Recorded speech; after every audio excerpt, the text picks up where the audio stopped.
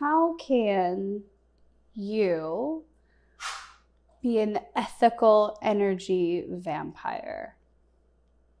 We're going to talk about that. Stay tuned.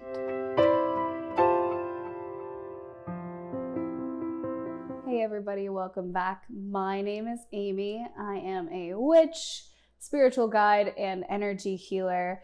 If you're new here, that's the whole shtick. If you're not new here, hi, and thank you for coming back. Today I want to talk about the ethics of being an energy vampire and how to be an ethical energy vampire. So this video is really only for you if you're an energy vampire, if you're an EV, or if you think you are. Before we jump in, I want to remind you, if you're new here, if this video resonates with you, please subscribe and hit that bell button. Don't forget to like and share this video with anybody else that you think it will be useful to. With that, let's get into it. There's a couple of ways to be an energy vampire to feed ethically. There are also some ways that are not super healthy. And then there's also starving vampires, which we will talk about. So unethical feeding habits, I guess we should talk about those first. Unethical feeding habits are taking energy from a person regularly without permission, taking energy from a person you know cannot stop you, again, without permission, and taking more energy than is healthy for the person you're taking energy from. So a lot of these things do come back to consent. It is possible for you to have a regular feeder or multiple regular feeders. It is possible for there to be people who, and even likely, who will willingly give a little of their energy to you, or will willingly give you a lot of their energy because their energy doesn't deplete when you take it. However, it is never okay to take it from somebody who cannot give it to you. Like, say this person is not fully well. Maybe they have anxiety, or they're sick, or they're a child. Don't take from children.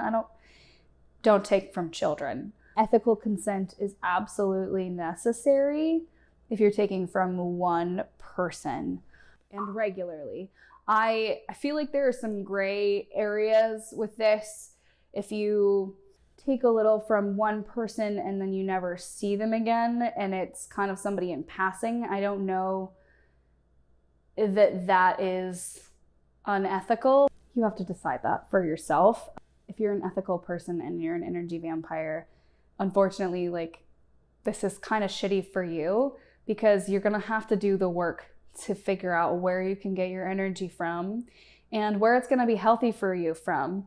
Some people you take energy from are gonna be aware that you're doing it, and they're not going to want to go along with the process. And so you could end up getting energy with malintent in it. You could end up getting energy that's not compatible with yours, and it could end up causing a lot of like codependency and unhealthy relationships and things like that. It's really important to consult your intuition and to consult your guides when selecting a feeder, and I really don't like that word, and when having that conversation with that person, to see if they are willing to help you in that way. The other way that I have heard is more common and easier.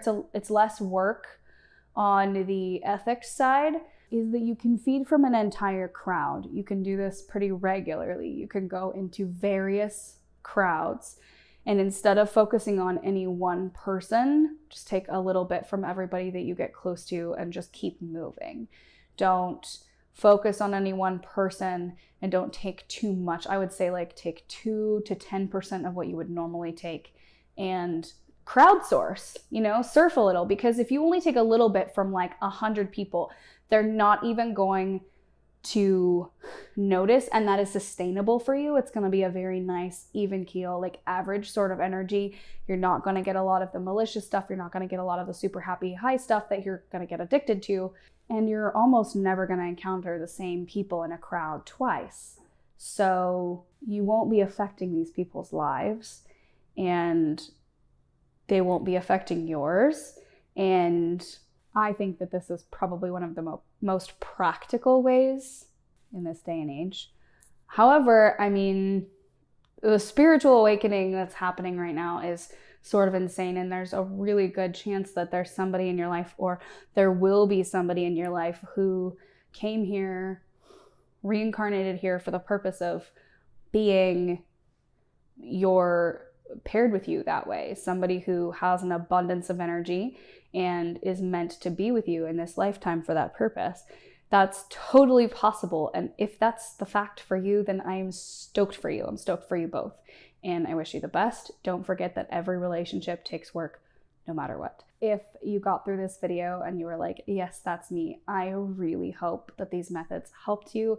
If you have any other questions or suggestions regarding this topic, please leave your comments down below.